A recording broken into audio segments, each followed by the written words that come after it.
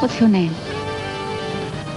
Morse. You can trust him. You can trust him with your life. I wouldn't want to cross him. Do you know what I mean? Together, we'd make a very good. We make a good detective. All the things you're not allowed to be in the police. Solve the mystery of Morse tonight. Heed this message! Hale and Pace, back for a brand new series. We don't like conflict. I don't like any breakfast cereals. Next Sunday. Before our next programme, a news report from ITN. You join us now for the latest news on tonight's Allied air attack on Iraq. A Pentagon official has confirmed that cruise missiles were launched at a nuclear weapons site south of the Iraqi capital Baghdad. US ships in the Gulf launched more than 30 Tomahawk cruise missiles. It's also reported that the Iraqis launched surface-to-air missiles. A hotel in the center of Baghdad was damaged. It's not clear what caused the explosion, whether it was the Allied attack or the Iraqis returning fire.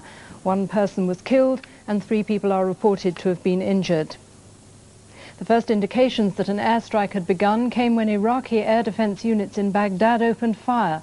Our Middle East correspondent Robert Moore was there as the attack was happening. In Baghdad, the first indication of an attack were explosions, followed by a sustained and deafening burst of anti-aircraft fire. It lasted for several minutes and caused complete confusion on the ground. No one knew if the Iraqi capital was under air or missile attack. There is, of course, still a great deal of uncertainty, but the Al Rashid Hotel, where almost all the foreign journalists were staying, was definitely hit. I have just returned from the scene. The ground floor of this luxury hotel is devastated. A receptionist is reported to have been killed, and there must surely be many more injured. There is still almost no information from Iraqi sources. Robert Moore, ITN, Baghdad.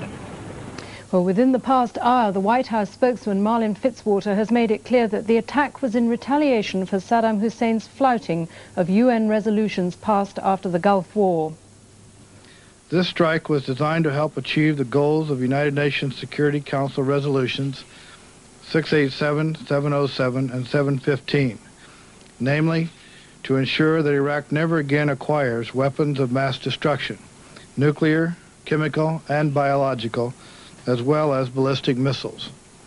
It also demonstrates the United States and the coalition's determination to demand Iraq's compliance with all UN resolutions.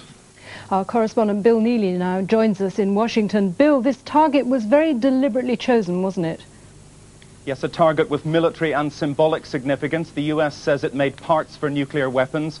It was also a place visited by UN inspectors who wanted it destroyed. And it was also far enough away from Baghdad's city centre to minimize the risk of civilian casualties. A deliberately chosen missile as well, unmanned cruise missiles, minimizing the risk to Allied pilots. Any hint of further activity, further attacks?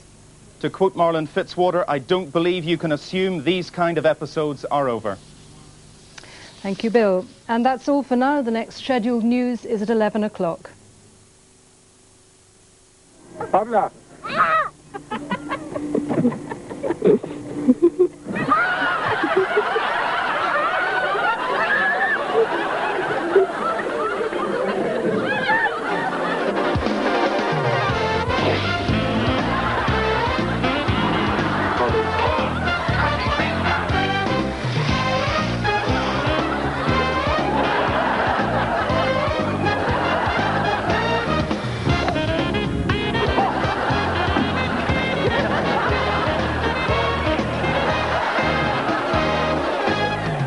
Ladies and gentlemen, please welcome the face that launched 1,000 clips, Jeremy Beadle.